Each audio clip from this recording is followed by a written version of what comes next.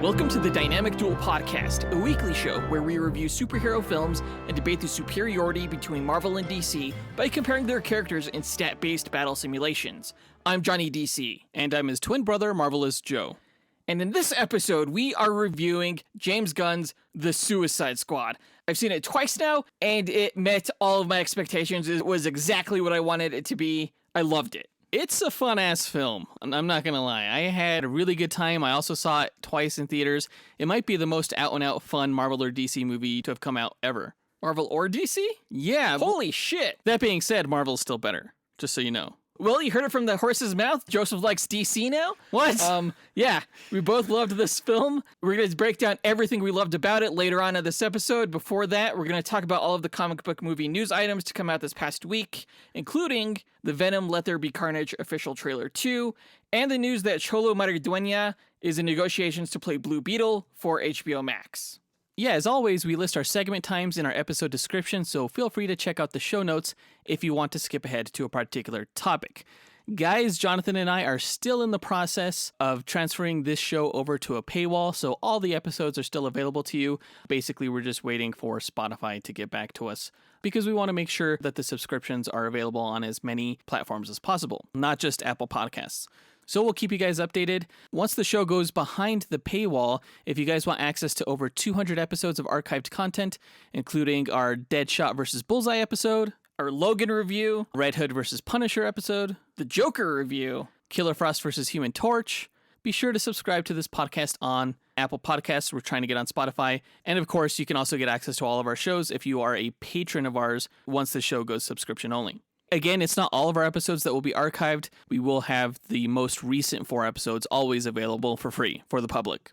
But to subscribe, it's only going to be $2 a month. And if you join us on Patreon, you'll not only get the archived show, but you'll also get access to our bonus content. So check out the show notes for a link to our Patreon.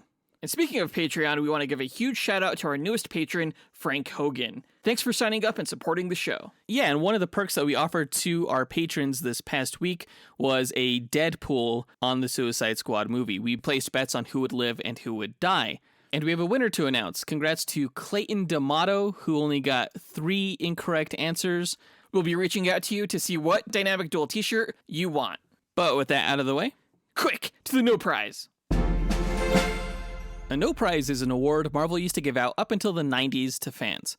Our version, the Dynamic Duel No Prize, is a digital award we post on social media that we personally draw for those who we feel gave the best answer to our question of the week. Last week's question was, who is the most attractive actress or actor in a DC or Marvel film? And that was coming off the news that Scarlett Johansson was suing Disney, but we couldn't think of a question regarding it. So we're like, Scarlett Johansson's hot. Who else is hot? And we got some great answers. We have 3 honorable mentions to list, as well as the No Prize winner. So let's get to it. Our first honorable mention goes to Shane Habizin, who said, "What's up, Johnny and Joe? I think the most attractive actor, because this actor has not been in a Marvel or DC movie, but I feel like he should be said. The one, the only, the Jim Carrey. Why? Because he's smoking." So I feel like Shane is pretty young. You know, he sounds pretty young. So he may not be aware that Jim Carrey actually was in a DC film, Batman Forever, where he played the Riddler. Yeah. So it counts. It's an answer that counts. It totally counts. Who would you rather bone? Meg Ryan or Jim Carrey? Jim Carrey now or Jim Carrey 1997? 97. Meg Ryan. What? Our next honorable mention goes to Matt Estes, who said, "Hey guys, Matt Estes here. I'm not sure how this is even a question, considering the only correct answer is Chris Evans, a.k.a. Steve Rogers, a.k.a. America's ass." Have you seen that ass? That is America's ass. Dead USA. ass, USA. No, he's a good-looking dude, for sure. Chris Evans. I'd hang out with that dude, share a bottle of wine, see where things go.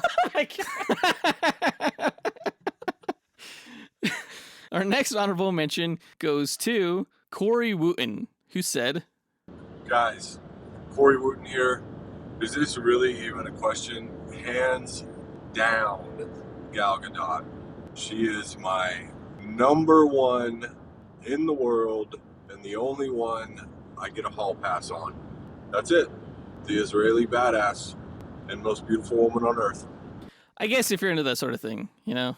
Yeah, but I think most guys are. Gal Gadot is hands down one of the most beautiful women in the world. I think DC has a huge bevy of beautiful actresses in their films, you know, whether it's Gal Gadot, Margot Robbie, Amber Heard. Amber Heard poops, though, on beds. Dude, you know what? She could poop in my bed. It's fine. I'll let her. I don't even care. It's Amber Heard. Okay. I do want to say that of everyone who called in, Gal Gadot was the only female answer anyone gave. Yeah. Quick shout out to John Speas and Sean Smith for also visiting our website and hitting that record button and leaving us their answer. But the winner of this week's Snow Prize goes to the one, the only, Michael Haggerty, who said, Hello, boys. Michael Haggerty here. All right, the hottest, most attractive actor or actress in a DC or Marvel film is none other than the Human Torch himself, Michael B. Jordan. You see what I did there? Hottest. Whoo, fire! That man can get your loins burning, son. And let me tell you something else. That thirst trap, that living human thirst trap is about to be Superman. What more do you need? That boy is delicious. All right, okay. So Michael B. Jordan, hot. Chris Evans, hot. The guy who played Sunspot, hot. The guy who played Pyro, also hot. What other hot actors do we have out there, Jonathan? There's Heatwave from The Legends of Tomorrow. Yeah. Famke Janssen and Sophie Turner, they both played Phoenix. Hot, yeah. That's like a psychic fire, though. That doesn't really count. It still counts. All right. I mean, Superman has heat vision. And Michael B. Jordan is playing Superman. He's going to be playing Val-Zod on an HBO Max project. So there you go. There you go. Oh, El Diablo from the first Suicide Squad film. That guy too. Yep, That guy there too. we go. Yeah. Great answer, Michael Haggerty. You win this week's No Prize. If you, the listener, want a shot at winning your own No Prize, stay tuned to later on this episode when we'll be asking another question of the week. And now that that's done, on to the news.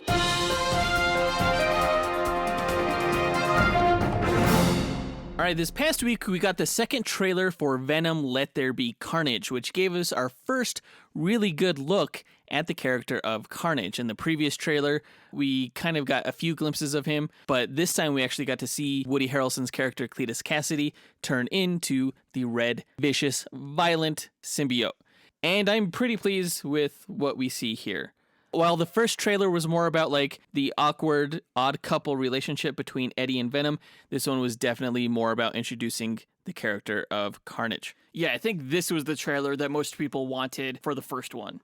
Everyone wants to see Carnage. He's a fan favorite villain, and it looks like Woody Harrelson is really going to have a lot of fun and deliver on this performance. Yeah, I mean, we saw him in the end credits scene for Venom 1, and, you know, he was just on screen for a few seconds, really, and his hair was nuts. But here, he's really taking that very small foundation that he had, and he's running with it. I think he looks like a really compelling Cletus Cassidy, who, from the comics, you know, is one of the most insane characters that Marvel has. When you think sociopathic serial killer in Marvel, you think Carnage, and maybe the Punisher, but also mainly Carnage. The horrific nature of this character hopefully is going to offset a lot of the jokes that we're seeing in this movie. I hope so. Like, Carnage should be really scary, and I definitely got those vibes from this trailer. I actually really liked this trailer. Yeah. It was kind of funny when the symbiote Venom first saw Carnage, and he's like, oh shit, it's a red one. You know, and recognizing this as one of the more powerful versions of the symbiotes who can, like, meld with their host. But wasn't one of them red in the last movie? No, one was blue, one was yellow. Riot himself was like this silvery color. Okay. Hearing Venom swear, that's not going to get old. It's always a good time. Yeah. It's always a good time. The joke I actually liked the most out of this trailer was when Venom headbutted Eddie, and he was like, oh, I broke your nose, let me fix it, so I can break it again. Because he's so pissed at him for not letting him eat people. Yeah. But then, of course, once Venom sees Carnage, Eddie's like, come out and I'll let you eat whoever you want. And he's like, promise? And he's like, promise. I do feel like that interaction was maybe a bit too step far in the humor department. I do want Carnage to feel like a credible threat, and not just a build up to a joke. I'm hoping that despite the fact, you know, comedy obviously has to play a role in this movie, I'm hoping that it does take itself a little bit more seriously than the last one. That doesn't seem to be the case. But they might just be putting all the jokes in the trailers, you know? I hope not.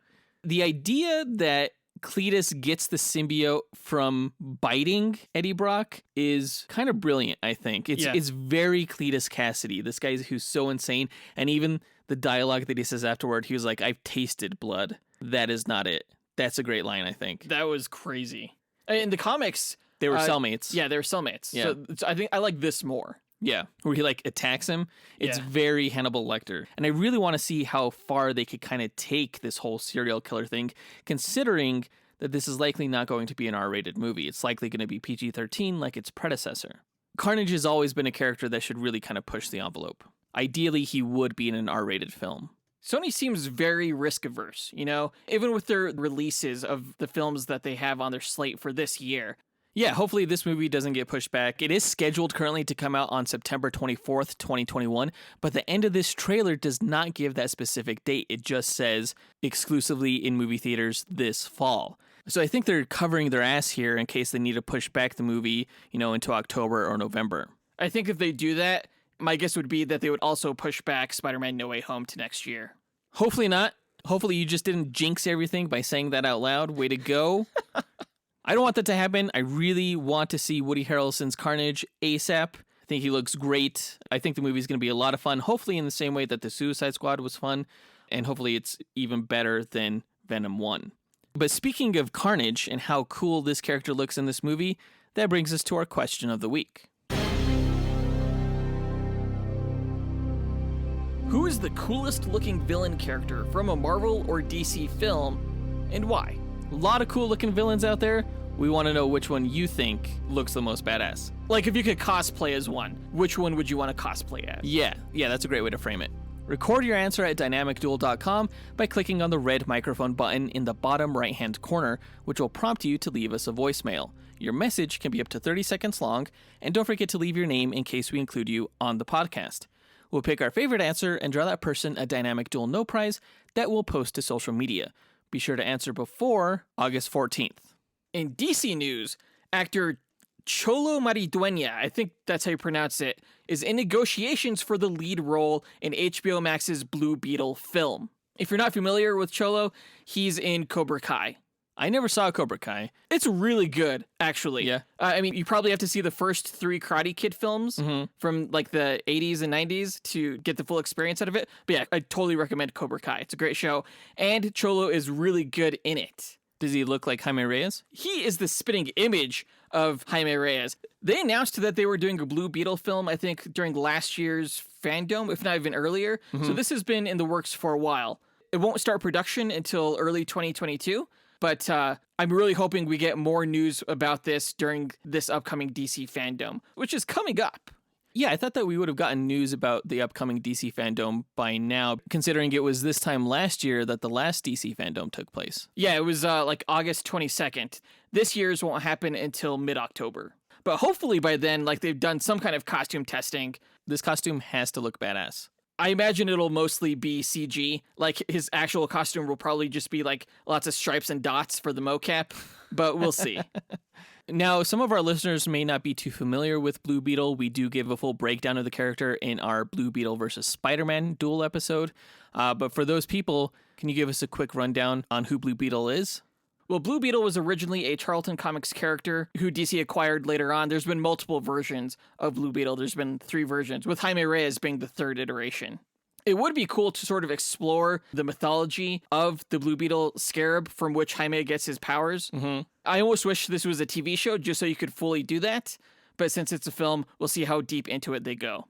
Yeah, basically he's an alien technology character with a variety of energy blasting and shape-shifting powers. Yeah, really cool character, really cool powers, really cool costume, really cool all around. It was announced earlier that Angel Manuel Soto will be directing the film based on a script written by Gareth Duna Alcacer, who is also writing the upcoming Scarface reboot. There's really not much more to report on this, but hopefully, like I said, we'll get more information mid-October during the DC Fandom. Well, I think that does it for all the news for this episode, so let's go ahead and get into our main event where we review the James Gunn film, The Suicide Squad.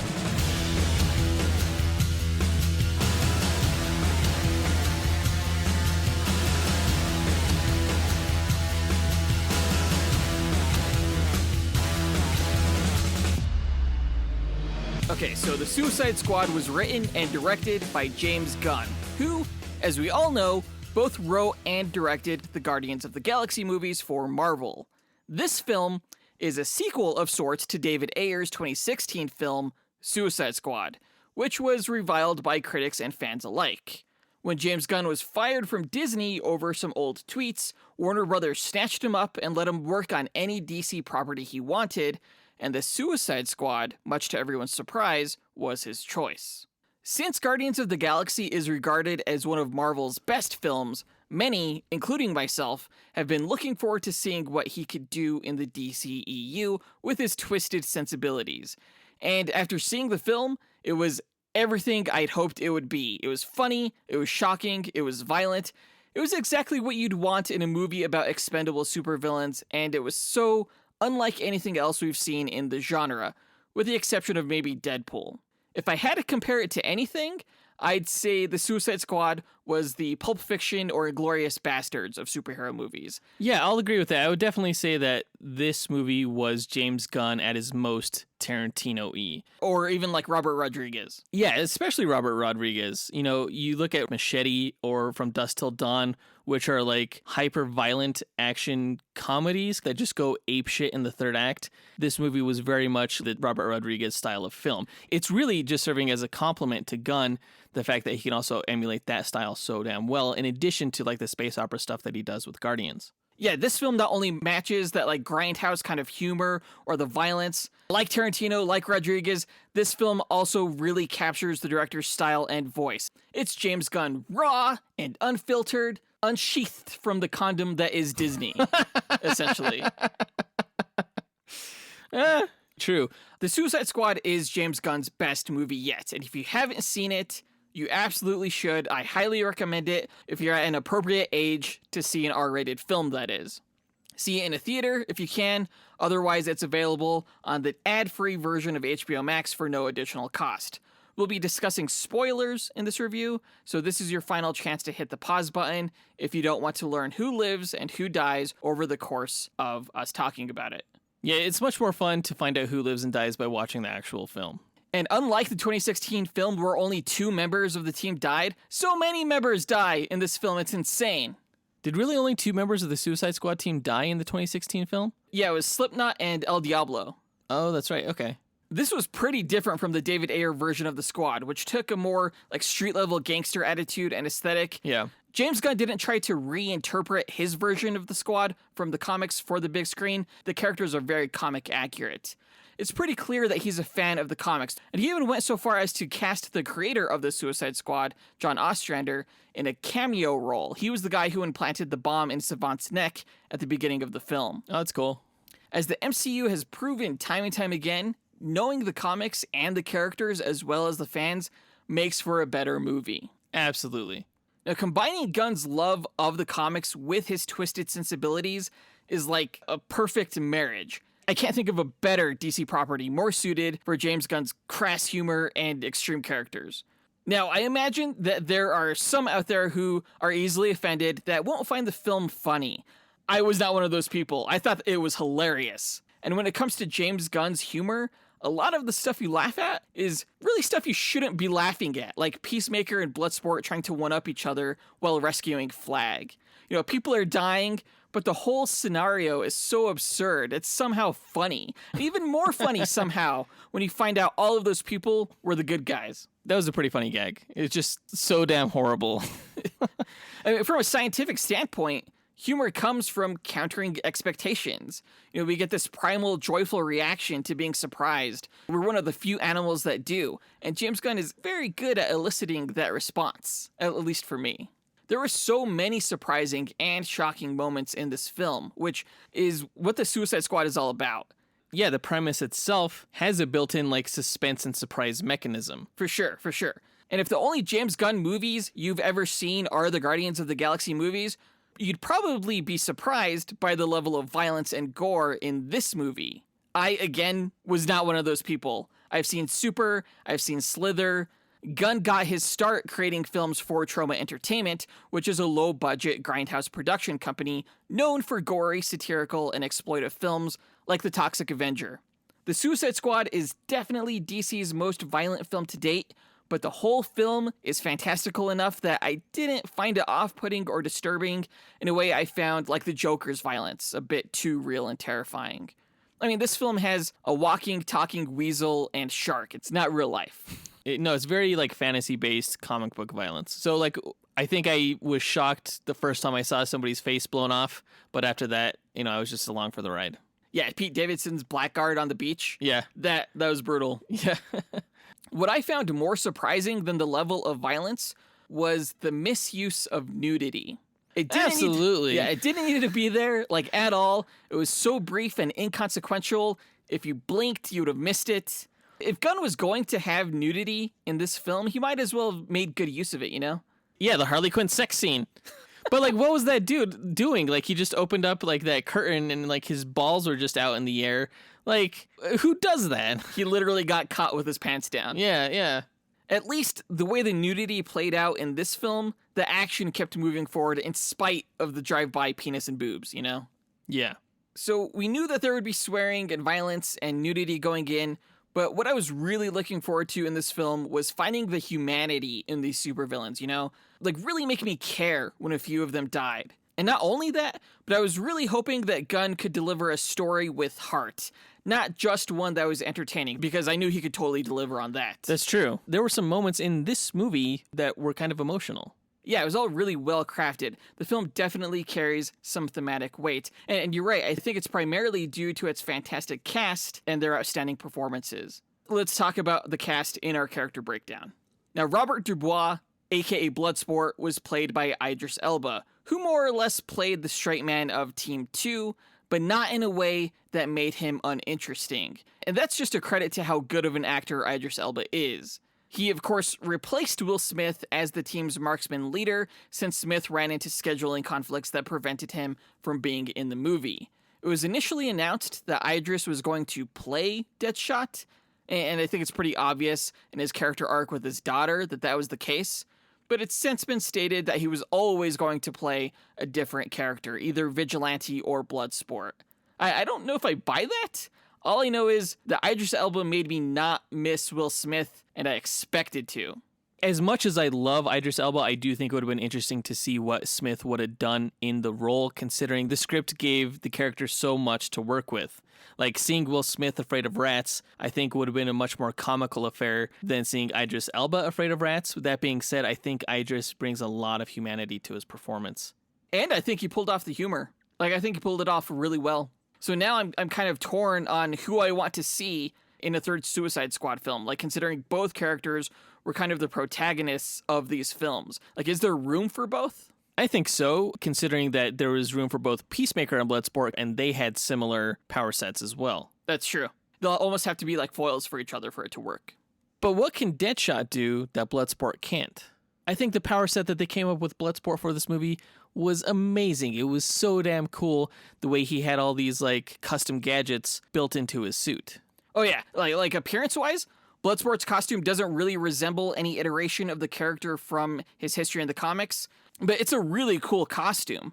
I loved how, like, every part of his suit's armor was detachable and each piece could transform into a different weapon of some kind. My favorite was the kind of bow and arrow on his forearm. Yeah, it was like a slingshot. Yeah, or like the bola that he swung around.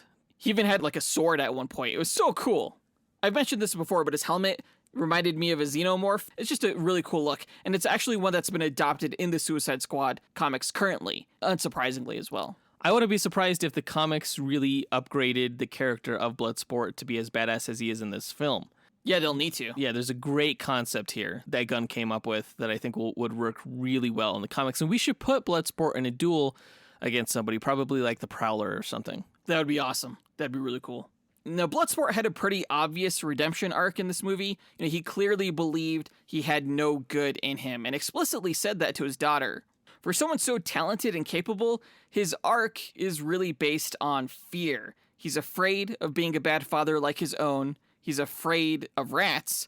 But we see glimpses of good in him throughout the film, from when he joins the Suicide Squad to save his daughter, to bonding with Ratcatcher. She provides an example for him and how much a daughter could still love a flawed father.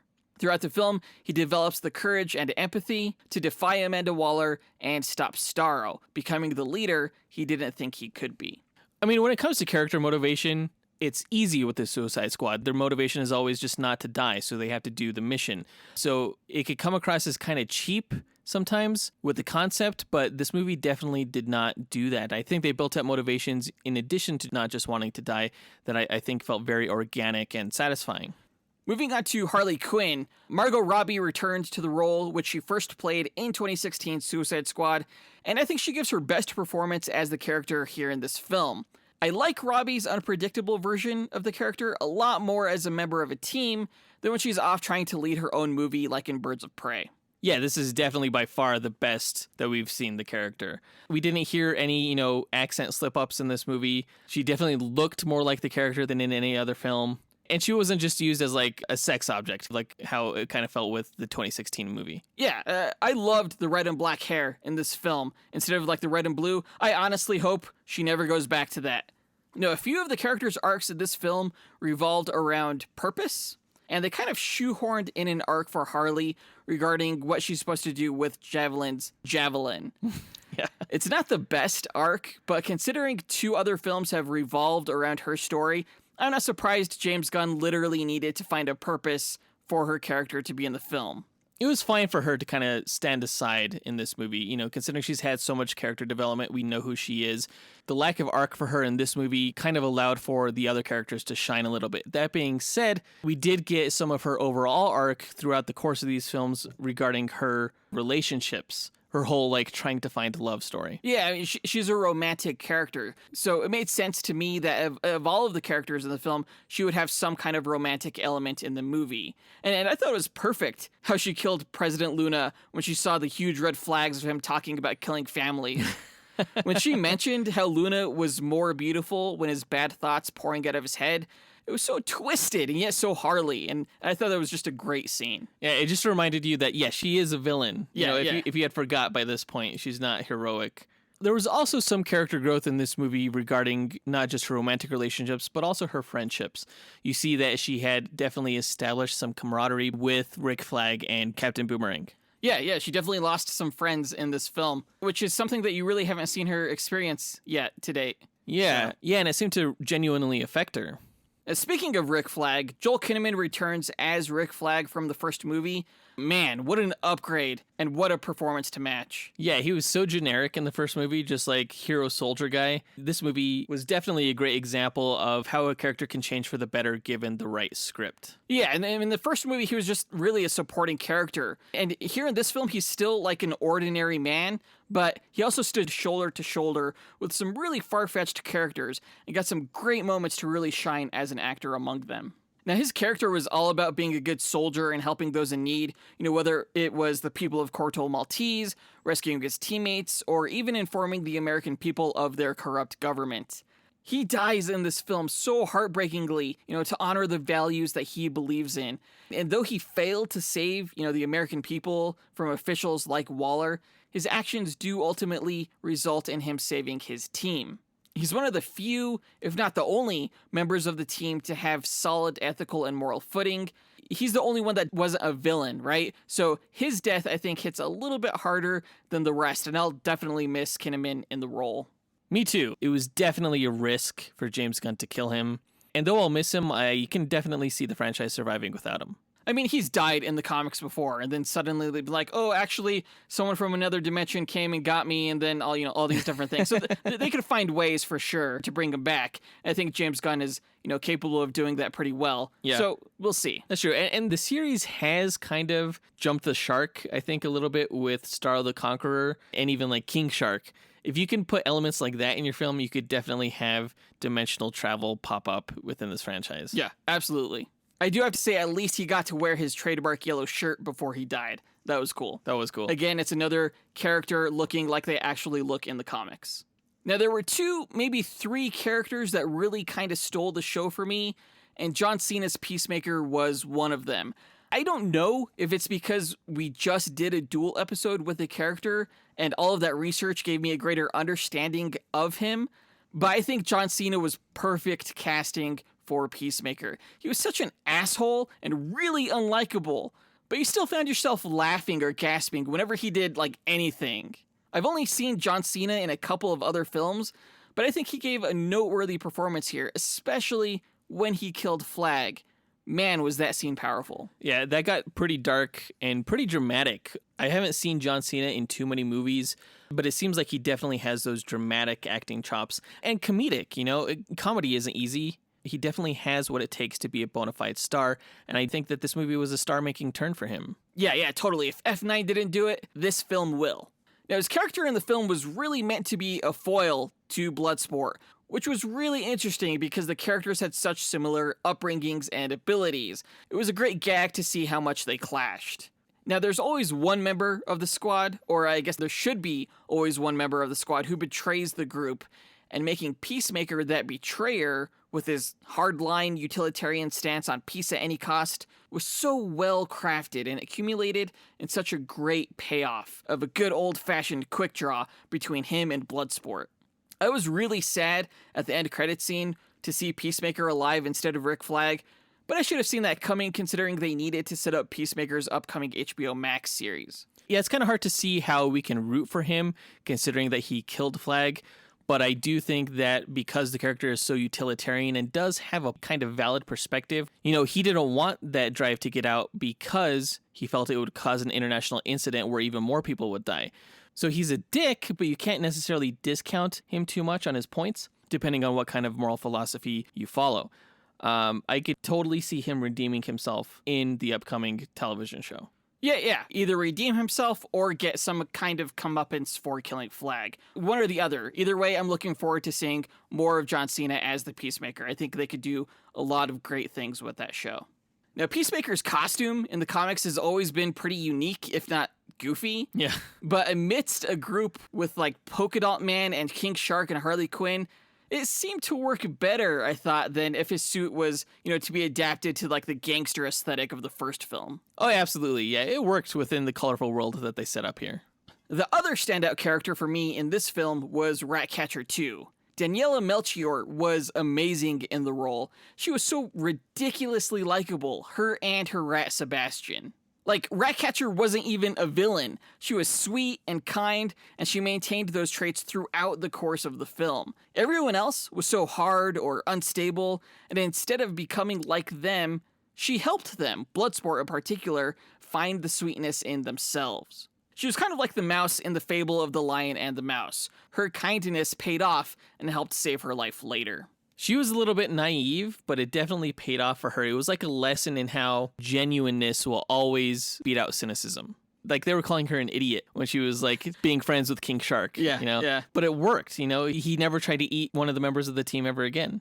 Yeah, that scene was great.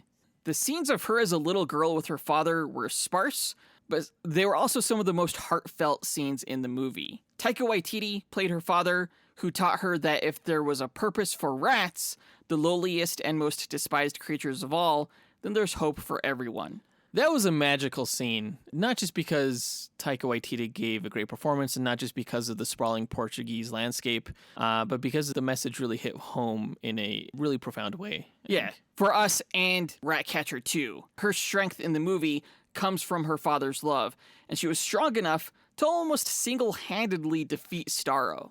They totally pulled a Squirrel Girl with that, though. Like, Squirrel Girl's whole ability is that she's the unbeatable Squirrel Girl. She overcomes people with her kindness and with her squirrels. And I don't know how they could do Squirrel Girl in a movie now that we've had Ratcatcher do the same thing in this film. What a ripoff. DC's such a copycat. Beat you to it, what can I say? It's just blatant, is what it is. In the comics, of course, Ratcatcher is a man. Daniela Melchior plays Cleo Casso, the daughter of the original Ratcatcher. And she's an original character for this movie, not Right. from the comics. Exactly, right. Now, the guy's costume in the comics isn't much to write home about. He lives in the sewers and wears a gas mask because he uses a gas gun. Ratcatcher in this film had a gas mask, but she never used any kind of gas attack, which was interesting. They just kind of gave her the mask. I don't know why. Yeah, that's strange. If there was a third standout character for me, it would have to be David Dastmalchian as Polka Dot Man. It's interesting that there are so many standout characters in this movie that, like, everyone has their favorite. They're all really good. Yeah. They're all my favorites. I love them all. If I had to pick, though, I would actually say Polka Dot Man. Despite the fact that he didn't have the most screen time, I think he was really funny, and his abilities, I thought, were portrayed really spectacularly. It just made me want some, like, spree. You know, I just want to go buy some candy. Dysmulchin is so incredibly talented, and it's been so fun to see his career grow from being like an anonymous goon in The Dark Knight to Abracadabra in the Flash TV show. Even in Ant-Man, like, the guy could do no wrong. His performance in this film is somewhat understated, and yet it looked like he had so much fun with the role. Yeah, the poor guy had a psychological condition where everyone he saw looked like his mother, which is actually a real psychological condition. What? Really? Yeah. But it made for like a great gag for this movie. Yeah, I mean, his whole arc revolved around his resentment of his mother, you know, and the embarrassment he felt over his powers. He couldn't stop seeing his mom, like, even in the faces of the people he killed. It was just so twisted, and it's such a great reimagination of the character from the comics by James Gunn. I think the moments with Polka Dot Man made me laugh my ass off the most in this movie. Like the scene where you think he's having a great time in the bar and everything like that, and it looks like he's finally like really cutting loose, but then you see that he's still suffering from this condition, and he's dancing amongst a sea of his mom, you know? And then when he attacked Starro and like fried off his leg, the shot where it showed his perspective of frying off the leg of the mom was so fucking hilarious. I mean, his mom gave him power so that he could be a superhero. And in that end scene, like, he does manage to use his explosive polka dots to help stop the world-threatening villain, but he dies right after he fulfills his mom's wish for him. It was kind of sad. It was ironic. Now, in the comic books, Polka Dot Man doesn't just throw out these energy discs, right? No, he's a gadgeteer in the comics. Okay. Yeah, because I thought maybe, like, we could put him in a duel against, like, Dazzler or Jubilee or something like that, but... You know, if that's not his ability in the comics, then we may have to put him up against someone different. I would not be surprised, though, if they changed him in the comics to match what he is in the movie. I honestly hope they do, because this character with this power was just great. And no one knows who the hell Polka Dot Man is anyway. His suit was pretty interesting. You know, for someone so concerned with how flamboyant his power looked, he didn't mind putting colorful polka dots all over his outfit. That polka dot rash, though, caused by the interdimensional virus he had, was next level crazy. And again, he doesn't have that virus in the comics. No, this he was doesn't. Such a way better interpretation of the character. James Gunn can write characters better than DC itself can. Like with Bloodsport and Polka Dot Man, so much better than they ever were in the comics. Well, I mean, that happens with Marvel, too, in the MCU, occasionally. I want specific examples. I know we've come up with them before. Let me think. I mean, Blade. Okay, yeah, I'll give that to you. Not really MCU, but yeah, I'll take the win. Moving on to King Shark, he was really the culmination of two performances. Steve Agee, who did the physical mocap on set, and Sylvester Stallone, who did the voice work. Now, Agee also played John Economos, the fat, bearded aide to Amanda Waller in this film. Yeah, I liked King Shark in this movie. I thought they could have actually done with more of him. I thought he was quite the tragic character and that he wanted to belong to the group, but he didn't really get too much time with the group, you know? No, yeah. I like how he wanted to be part of the group so bad. He was like, you know, I'll wear a disguise. Fake mustache. Yeah, so good. The dialogue by Sylvester Stallone was absolutely flawless for the character. King Shark was essentially the Groot of this film. Absolutely. Though he had an expanded vocabulary. And he ate people, you know. He actually didn't have much to do in this film besides eat people. Like in the first 2016 Suicide Squad film, there were quite a few characters that Amanda Waller put on Task Force X that left you wondering, like, why? Like, why was Harley Quinn on that team? Or Captain Boomerang, you know? Waller is supposed to piece these teams together based on skill sets and psychological profiles, but sometimes her choices leave you scratching your head. King Shark was one of those head scratchers, in my opinion. I mean, I'm glad he was in the film. I thought the character was cute and amusing, but at the end of the day, he didn't help much, you know. He didn't help capture the Thinker, you know, he didn't help take down Jotunheim, and he didn't really help too much in defeating Starro. Well, I think Amanda Waller implied that they needed him for his brute strength, like he was the big bruiser, the most powerful member of the team. But that really didn't come into play. Not really, no. I guess that does make sense for why he was on the team to begin with, though. I guess not her fault. I think they could have had him go into like an uncontrollable frenzy or something at the sight of blood. That could have generated some interesting conflicts, but all in all, the character was just kind of there. There, but, you know, making me want to see more of him. Yeah, I hope he pops up in the next Aquaman movie. That would be great. That would be amazing. Now, moving on to Amanda Waller, she was once again played to perfection by the Oscar-winning Viola Davis, and she was even better this time around. She was pretty frightening, and holy shit, was she ruthless. Like Peacemaker, she believed in doing whatever was necessary to get the job done, even threatening children's lives. She was the villain of the film, I think. Like her, Peacemaker, and Starro. And though the quote-unquote heroes didn't physically take her down, they inspired the action in her aides. Yeah, when one of the aides hit her in the head with a golf club. Yeah, that was crazy. Now, you could argue that Presidents Luna and Suarez were the villains, but they never really posed too much of a threat, in my opinion. Unless you're like a member of Suicide Squad Team 1. But even then, like Waller was their biggest enemy, in that she used them, sacrificed them, to create a distraction for Team 2 to access the island without issue. The film had a lot of anti-American government sentiment, particularly from Luna and Suarez, and Waller was kind of the embodiment of their scorn, even though they didn't know her. Do you think there was a missed opportunity there? No, but I do think that struggle manifested regardless whether they met or not. Yeah.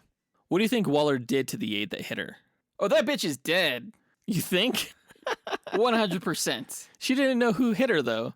Oh, she'll figure it out. She has cameras everywhere. Yeah.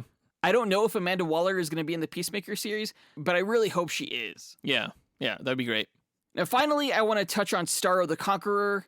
I can't believe I got to see Starro on the big screen. Like, it looked so disgusting and amazing all at once. From the moment I saw it floating in space and then, like, grow larger after taking over those astronauts, I knew once it broke out of Jotunheim, we were in for a treat.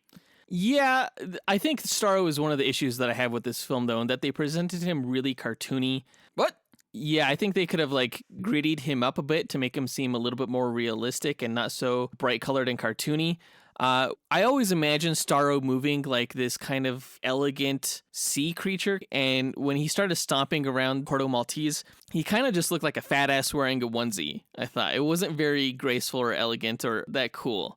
Am I the only one that had an issue with that? I never pictured Starro moving around gracefully or elegantly. No? No, never. In the comics? I mean, I imagined him, like, floating through the air. But I actually loved what they did with him. The colors, the way he, like, slunk around the city, just, like, tearing over buildings like a giant toddler or something like that. I loved that. Yeah, he reminded me more of, like, Patrick the starfish from SpongeBob and less like the creatures from the abyss, which is kind of what I imagined him acting like. I don't know, man. Like, Starro's always been terrifying in the comics, but seeing those mini Starros squirt out of his, like, armpit glands in live action... They look like armpit vaginas. and just take control over all these people, that was truly the stuff of nightmares. Well, this yeah, was not, like, cartoony for me. This totally activated my trypophobia. Well, the fact that, like, the mini Starros would tear off your face as opposed to just, like, latch onto your face, that was pretty horrifying, I will admit. Absolutely. And the Starro wanted to take over the city, I think, just to protect itself. Like, it just wanted its freedom in the end. It wanted to be free of the torturous experiments Thinker put him through. It was a tragic figure, especially with its dying line of, "I was happy floating, staring at the stars." Like, James Gunn really made you feel bad for it. You think Starro's primary goal would be to escape, not to take over the planet, considering that last line? I think he figured his best bet to do that was to take it over. Okay, sure. Maybe. I am surprised he didn't grow bigger, though, from all the people that he had enslaved. Like, that's supposed to make him grow bigger and bigger and bigger. That didn't happen. Why do you think James Gunn chose to include Starro in this movie, considering Starro's a Justice League villain? He was like the very first villain the Justice League ever faced off against. Right, yeah. He's on the cover of Justice League of America #1. I don't know. I think he might be a little bit too goofy of a character for the Justice League, but I think he might work a little bit better in the grindhouse kind of feel of the Suicide Squad. And James Gunn has kind of worked with that gross, kind of slithery monster character in movies before, so. Yeah, that's true. We're definitely pitting Starro in a duel in the upcoming month, so look forward to that, guys. Moving on to the plot breakdown, the film starts out with Amanda Waller collecting Team 1 of Task Force X. Under the leadership of Rick Flag, inmates from Belle Reve Prison are promised 10 years off their sentences if they complete a suicide mission for the US government. After dropping from a helicopter into the shallow waters of the island of Corto Maltese, Weasel is the first to seemingly die as he wasn't able to swim. That had me laughing my ass off. Poor Weasel. That was unexpected. I did not expect him to be the first one to go. No, absolutely not. And in such an inconsequential way. You know, it really signified from the get-go that these guys were just puppets. Yeah, Savant was even like, amateurs. Yeah. Now, Weasel was played by James Gunn's brother, Sean Gunn, who also does the mocap for Rocket Raccoon in the Guardians movies. Now, Sean also played Calendar Man, who was seen briefly in Belle Reve during this movie. Now, once Team 1 is on the beach, Blackguard dies next after it's revealed he's betrayed the team's location to the Corto Maltese army. And you know that was all orchestrated by Amanda Waller. Like, he probably thought he was in communication with the army, but she just needed them as sacrificial lambs. Yeah, I figured. Yeah, totally. Like, she wasn't surprised at all that they were made. In the ensuing chaos, Javelin and TDK were also shot to death. Now, Blackguard was played by Pete Davidson, Javelin was played by Flula Borg, and TDK was played by Nathan Fillion. Each of these guys are really funny, and I expected to get a lot more laughs out of them than I did. I don't know, that TDK gag was pretty damn hilarious. Where he's just like slapping guards and stuff like that, just like flicking them. It was weird. The Detachable Kid is part of the Legion of Superheroes, right? Yeah, he's not a villain. He was a character from the future. Yeah, we will not be doing a duel with him. Don't worry about that. Now, Mongel also dies, destroying a helicopter, which also causes the death of Captain Boomerang, played once again by Jai Courtney. That was a shock. I mean, I kind of saw it coming, but I was still ultimately disappointed by the fact that they killed him off, considering, you know, he didn't get his chance to shine as a Flash villain. Now, his death actually really pissed me off. In fact, I was pretty unhappy with this film 10 minutes into it, mostly because of Boomer's death. But, you know, luckily for me, the movie gets better and better as it goes along. And Flash still has a ton of rogues out there that he can use in his films. At least he got to interact with the Flash once in the first Suicide Squad movie. Right, and there's been multiple characters to hold the mantle of Captain Boomerang. Now, Savant gets his head blown up by Amanda Waller as he's trying to escape, and both Harley Quinn and Colonel Rick Flag get captured as Team 2, comprised of Bloodsport, Ratcatcher, Peacemaker, King Shark, and Polka Dot Man, arrive safely on another beach. Cut to 3 days earlier, and we see Amanda Waller put together Team 2, informing them of their mission to capture the Thinker, who can inform them how to take down Project Starfish within a facility known as Jotunheim on the island of Corto Maltese, which has recently gone through a military coup. Great setup. I love this. It's so much better than what we got in the first Suicide Squad film, where their mission was really just to save Amanda Waller. Fun fact, Corto Maltese was also mentioned in the first Batman movie. It's where Vicky Vale did some of her war photography. Oh, interesting. I didn't know that. Yeah. Back on the beach, Team 2 is informed as to the whereabouts of Rick Flag and tasked with bringing him in. After killing his captors, the team learns Flag was actually saved by a group of freedom fighters, their allies. One of the best jokes in the film. Absolutely. Yeah. I was freaking rolling. It was hilarious. Especially when Polka Dot Man was like, I just imagine that they look like my mom, and it makes it a lot easier to kill them, you know? It was just like a throwaway line. I was like, what did he just say? Meanwhile, Harley is courted by General Silvio Luna, Corto Maltese's new ruler, though she ends up killing him after he proposes marriage and tells her some of what he's learned about Project Starfish. This whole aspect of the movie just didn't really work as well for me. I didn't understand why he would want to marry her because of her anti-American sentiment. I've never known Harley to be anti-American. I don't know, it just didn't make sense. Yeah, I agree. I wonder if it's almost just because she is such a popular supervillain. And, like, you know, supervillains in America have to be against American authority. I mean, technically, yeah, they're going against American authority, but that doesn't make them anti-American like he's so frequently implied. Well, I think she was surprised by that, too. She was like, really? Yeah, strange. She's just popular. That's it. That's all it is. But he was like, my people love you. They wanted me to meet you. And I met with you to appease them. But now that I've met you, I've fallen in love with you. It just all seemed like bullshit. And it was like set up that never really got resolved. I don't think it was bullshit. You totally didn't need Luna in this movie at all. It was just all set up for him getting killed by Harley. Which was a great scene, I thought. Yeah, it was. A great character building moment for her.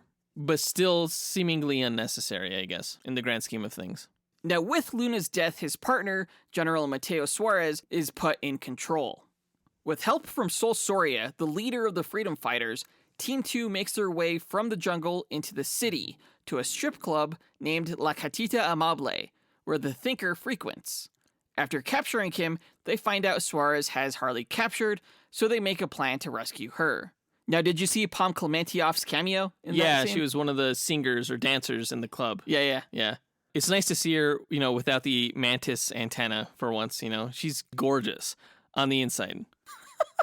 As Drax would say.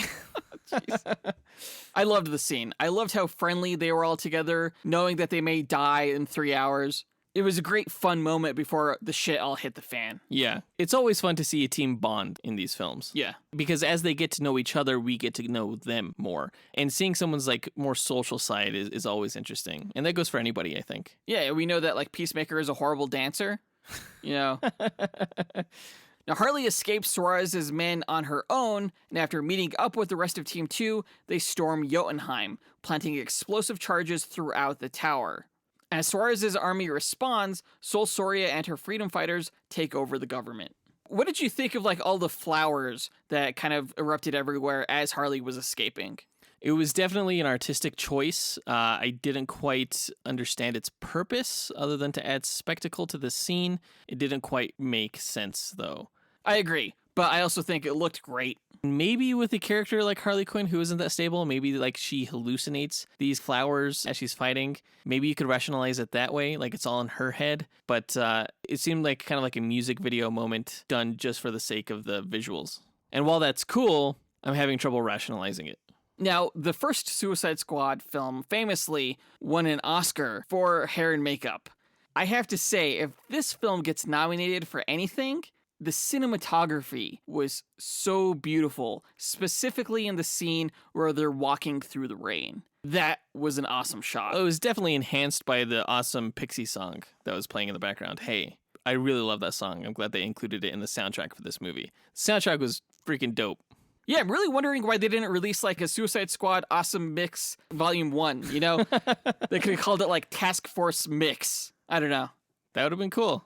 In Jotunheim's basement, Flag and Ratcatcher witness the Thinker's torturous experiments involving Corto Maltesian citizens and a giant extraterrestrial starfish known as Starro. The two also learn that the US government is responsible for Project Starfish just before Peacemaker emerges, intent on destroying all evidence of the United States' involvement as part of a side mission given to him by Waller. Due to Polka Dot Man's unintentional triggering of the explosives while fighting against Suarez's army, the basement caves in, and Peacemaker and Flag fight over a hard drive containing incriminating data. The Thinker is ripped apart by Starro, and Ratcatcher witnesses Peacemaker kill Flag before stealing the hard drive and fleeing. Bloodsport kills Peacemaker before he could kill Ratcatcher, just as Starro emerges from Jotunheim, scattering thousands of mini Starros and taking over many of the Corto Maltesian citizens. Corto Maltesian. Oh, yeah, that's how you say it. That's it. I love the way they played with time in this movie. Mm-hmm. Right before Peacemaker is about to kill Ratcatcher, it totally killed me when they cut to 8 minutes earlier. I was like, oh, really? But I just love the setup of everything that they did with this. It's the mark of a good director who can play with time like that. We've compared James Gunn to Quentin Tarantino before, who does that a lot.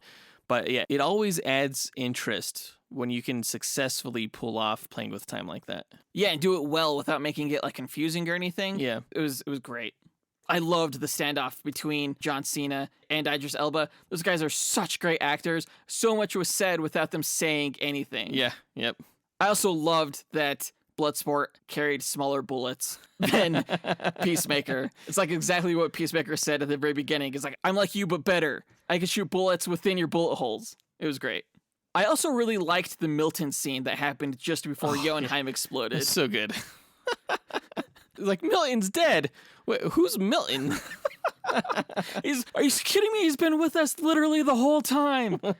He's a good guy. What's with the Milton love? It was hilarious. It was such a great comedic moment amidst everything else that's going on. With their mission of destroying Jotunheim and Project Starfish complete, Waller orders Team 2 to retreat, though they defy her orders at the influence of Bloodsport. Waller's aides knock her out to prevent her from detonating the explosives within Team 2's heads, then they direct Team 2 toward Starro, whose giant form is demolishing buildings. Polka Dot Man is crushed by Starro, who also tosses King Shark aside. Bloodsport is forced to kill innocent civilians under Starro's control, but Ratcatcher saves everyone by controlling hundreds of thousands of rats to attack Starro all at once. There were just way too many rats on that island. Yeah, Just, like, it was disgusting. yeah. While Starro is distracted, Harley uses her javelin to pierce Starro's eye, allowing the rats to get inside it and kill it. That was pretty gross. If I were Harley Quinn, I would not want to be swimming in that, like, alien eyeball. Like, you can't imagine what kind of, like, space bacteria is in there. Like, that's how COVID started right there. You know, like, she's, like, swimming around in it and, like, smiling with, like, her teeth showing and her mouth open, you know? And, like, meanwhile, there's this, like, alien starfish brain blood polluting the not water that's surrounding her. Like the eye fluid? Yeah. Yeah. It was such a gross scene, and yet so weirdly beautiful. Magical, kind of. Yeah, especially with like the music going on in the background. Yeah. That whole song at the end, the whole score really for this film was great, but that song in particular I really liked. You know, they even played it during that really great flashback scene of Ratcatcher talking with her father about rats. Yeah, it was moving. Once Starro is defeated, Bloodsport blackmails Waller into giving the team their freedom in exchange for not revealing the US's involvement in Project Starfish. And Waller agrees. I love in the end scene when Harley and Bloodsport are talking about how Rick Flag was their friend, and Harley was like, "I'll be your friend, Milton." They brought it back to Milton. Just loved it. Yeah, that was a great callback. In the mid and post-credits scenes, it's revealed that both Weasel and Peacemaker ended up surviving. Loved the Weasel reveal. Like, I thought that character was done pretty dirty. The fact that they just wrote him off so easily and so carelessly. Yeah. With the fact that he survived and just waddled away with his crazy-ass face and mannerisms was just priceless. So like I said earlier, I've seen this movie twice. I loved it both times.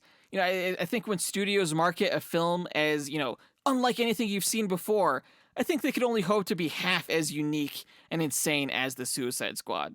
I'm really proud of James Gunn's addition to the DCEU, and I hope he does a lot more after Peacemaker. I had a lot of fun with this film. It met and exceeded all of my expectations. Not perfect, but still really, really good. And again, I think James Gunn's best film to date. I give this film 4.5 stars. Yeah, not perfect, but the movie was exactly what it needed to be, exactly what we wanted it to be. So I agree, 4.5 stars. That does it for this review. Let us know what you thought about the movie by writing to us at dynamicduelpodcast@gmail.com or by visiting us on Facebook, Instagram, or Twitter. You can find links to all of our accounts by checking out our show notes or by visiting our website, dynamicduel.com. And on our site, you can also find a link to our Patreon page where we offer bonus content, including bonus episodes and duels, monthly live movie watch-alongs, collectible pin sets, and access to our Discord server. Check out our Patreon right after this episode. Again, our lowest tier is only $2 a month, and it only costs $2 a month to subscribe to this show to get access to our back catalog on Spotify or Apple Podcasts once we get set up there. Yeah, speaking of the pin sets, if you're not a patron, we still have a few Red Hood versus Punisher pin sets that we're selling individually in our Etsy store. You can find a link to that in our show notes. In our next episode, we will be reviewing the DC animated film Batman The Long Halloween Part 2. Now, we reviewed Part 1 about a month ago. We really enjoyed that film. Part 2 looks set to be just as good, so I'm really looking forward to that. We'll talk all about the finale to that story next week. But that does it for this episode. We want to give a big thanks to our executive producers, Ken Johnson, Jace Crump, John Starosky, John Speas, Zachary Hepburn, John Bechinina, Stephen Lovato, and Mitchell Phipps for helping make this podcast possible. And we'll talk to you guys next week. Up, and away. True believers.